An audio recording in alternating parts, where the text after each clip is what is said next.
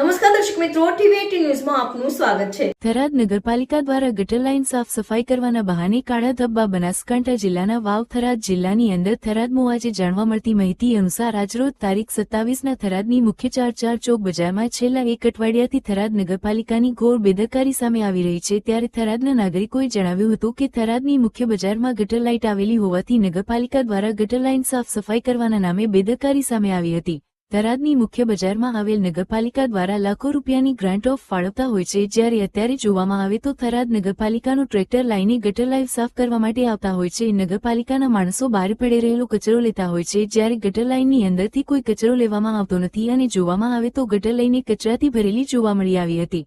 થરાદની મુખ્ય સોની બજારમાં ગટર લઈને ખૂબ જ દુર્ગંધ મારી રહે છે, જ્યારે વેપારીઓને દુકાને આવતા મોઢે રૂમાલ બાંધીને આવવા માટે મજબૂર બની રહ્યા છે। ત્યારે થરાદના વેપારીઓએ જણાવ્યું હતું કે નગરપાલિકા દ્વારા તાત્કાલિક ધોરણે દવાઓ છાંટવામાં આવે તેવી માંગ કરી રહ્યા છે। અહેવાલ વાવ થરાદ બનાસકાંઠા।